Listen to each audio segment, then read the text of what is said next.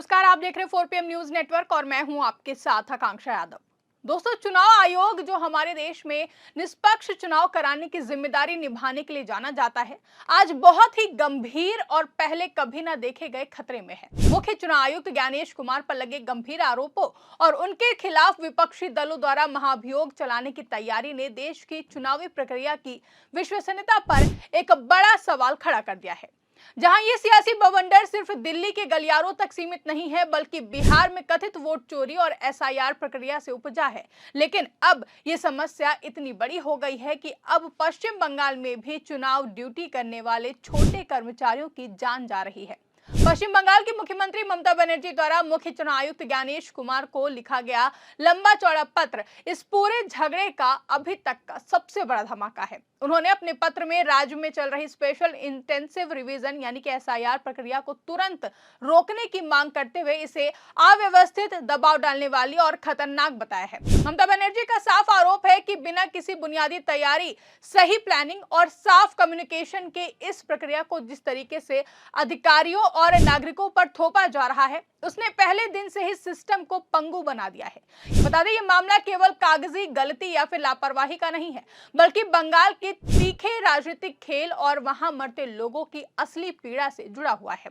TMC का दावा है कि एसआईआर के नाम पर बीएलओस पर काफी ज्यादा दबाव डाला जा रहा है, जिससे तनाव और भी ज्यादा काम होने की वजह से कई बीएलओस अपनी जान गंवा चुके हैं। कई मीडिया रिपोर्ट्स में तो ये आंकड़े 28 के करीब बताए गए हैं, जिसने इस मुद्दे को एक मानवीय संकट में बदल दिया है। सीएम ममता बनर्जी का मोर्चा खोलना इस बात का संकेत है कि चुनावी सुधार की आड़ में चल रही इस प्रक्रिया को राज्य सरकार ने अपनी जनता और अधिकारियों के लिए घातक मान लिया है। दोस्तों, ये पहली बार नहीं है जब किसी संवैधानिक पद पर बैठे अधिकारी की कार्यशैली पर इतने सीधे और सख्त सवाल उठाए गए हों।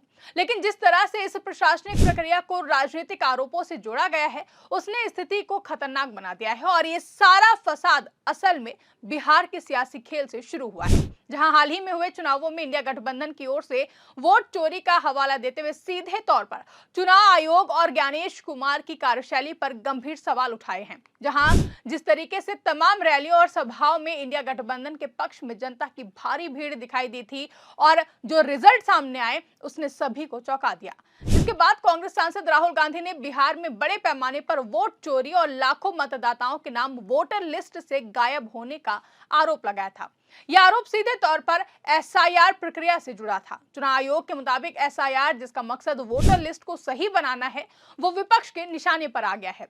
विपक्षी दलों का कहना है कि इस एसआईआर की आड़ में जानबूझकर उन खास वर्गों के वोट काटे गए जो सत्तारूढ़ दल के खिलाफ थे, यानी कि जो कि बीजेपी के खिलाफ थे। उनका कहना था कि एसआईआर के दौरान फॉर्म नंबर 6, 7 और 8 के जरिए नाम जोड़ने, हटाने और सुधारने की प्रक्रिया में भारी धांधली हुई है। बिहार में बड़े पैमाने पर मतदाता सूची से नाम हटाने के भी आरोप लगाए गए हैं, जिसे विपक्ष ने लोकतंत्र पर हमला और चुनावी परिणाम को प्रभावित करने की साजिश करार दिया।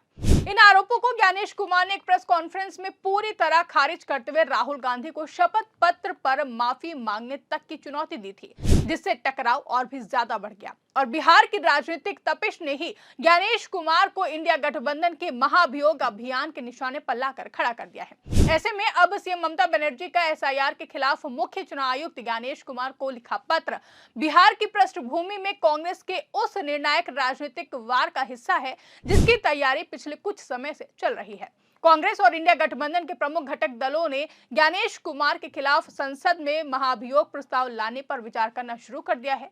दोस्तों, यह अभियान सिर्फ बिहार की हार की ठीकरा फोड़ने का मसला नहीं है, बल्कि एक राजनीतिक संदेश देने की व्यापक रणनीति है।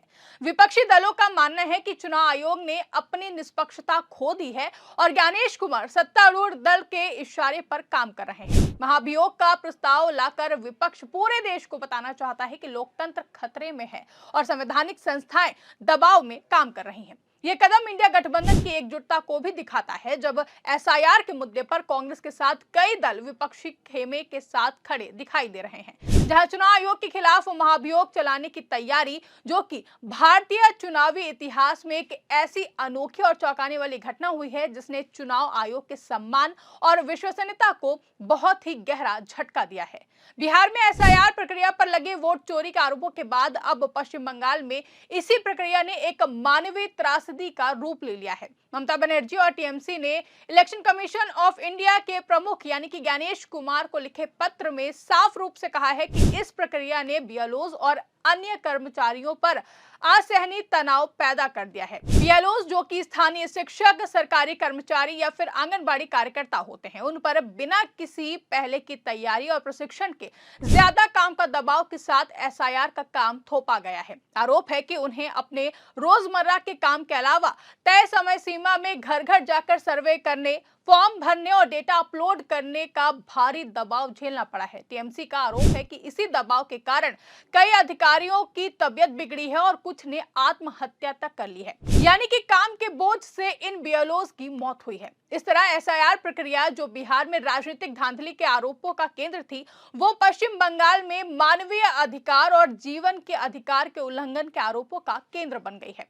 ये दो अलग अलग राज्यों में एक ही प्रशासनिक प्रक्रिया के दो डरावने परिणाम है, जिसने मुख्य चुनाव आयुक्त ज्ञानेश कुमार और पूरी चुनाव आयोग को कटघरे में खड़ा कर दिया है, जिससे बच पाना अब आसान नहीं होगा। ज्ञानेश कुमार पर महाभियोग की तैयारी, ममता बनर्जी का निर्णायक पत्र, बिहार में वोट चोरी के आरोप और पश्चिम बंगाल में बीएलओज की मौतों की त्रासदी, ये सब चीजें एक साथ मिलकर हमारे लोकतंत्र को अंदर से तोड़ देने वाली बहुत बड़ी तबाही तैयार कर रही है।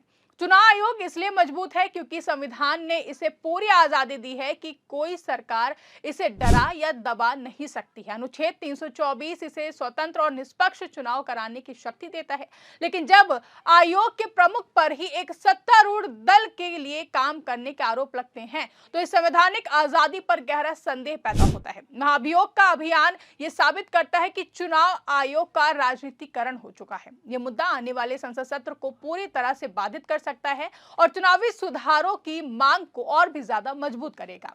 एसआईआर प्रक्रिया की डिजाइन पर सवाल उठना एक गंभीर प्रशासनिक विफलता को दर्शाता है। अगर एक प्रशासनिक कवायद दो बड़े राज्यों में, जहां एक जगह वोटर लिस्ट में धांधली और दूसरी जगह मानवीय क्षति जैसे गंभीर आरोप पैदा कर रही है, तो आयोग को न केवल प्रक्रिया पर पुनर्विचार करना होगा बल्कि अपनी संचार और प्रशिक्षण प्रणाली को भी दुरुस्त करना होगा। वहीं ज्ञानेश कुमार के लिए आने वाले दिन बेहद चुनौतीपूर्ण हैं। उन्हें न केवल अपनी व्यक्तिगत ईमानदारी को साबित करना होगा बल्कि चुनाव आयोग की उस संस्थागत विश्वसनीयता को भी बचाना होगा जो पिछले कई दशकों में बनाई गई है। अगर चुनाव आयोग की निष्पक्षता पर जनता का भरोसा टूटता है तो यह भारतीय लोकतंत्र के लिए सबसे बड़ा खतरा होगा। इस पूरे मामले में मुख्य चुनाव आयुक्त की नियुक्ति प्रक्रिया पर भी सवाल खड़े हो गए हैं, जिसकी जांच उच्चतम न्यायालय के दिशा निर्देशों के उल्लंघन के आरोपों से जुड़ी हुई है। कुल मिलाकर मुख्य चुनाव आयुक्त ज्ञानेश कुमार आज पूरी तरीके से घिर चुके हैं। एक तरफ संसद में महाभियोग का खतरा, तो वहीं दूसरी तरफ जमीनी स्तर पर प्रशासनिक विफलता और एसआईआर की वजह से लोगों की मौत के आरोप। ये संकट केवल एक अधिकारी का नहीं बल्कि उस संस्था का है जिस पर दुनिया के सबसे बड़े लोकतंत्र का भविष्य टिका है। इस पूरे मामले का पूरा परिणाम यही है कि भारतीय राजनीति आज एक ऐसे दौर से गुजर रही है जहां संस्थाओं की मर्यादा और राजनीतिक आरोप प्रत्यारोप की सीमाएं धुंधली हो चुकी हैं। ऐसे में अब देखना अहम होगा कि पहले बिहार और अब पश्चिम बंगाल में जिस तरह से एसआईआर को लेकर सीएम ममता बनर्जी ने कहा कि अगर इस रास्ते को बिना देर किए ठीक नहीं किया गया तो सिस्टम, अधिकारियों और नागरिकों के लिए इसके नतीजे ऐसे होंगे जिन्हें बदलना काफी ज्यादा मुश्किल हो जाएगा। इस पर मुख्य चुनाव आयुक्त ज्ञानेश कुमार की ओर से क्या सफाई सामने आती है? फिलहाल के लिए इस रिपोर्ट में बस इतना ही। इस रिपोर्ट को लेकर आपका क्या कुछ कहना है, कमेंट करके अपनी राय हमें जरूर बताएं। साथ ही अगर वीडियो पसंद आई हो तो वीडियो को लाइक और शेयर करना ना भूलें और अगर चैनल पर नए हैं तो चैनल को सब्सक्राइब जरूर कर लें।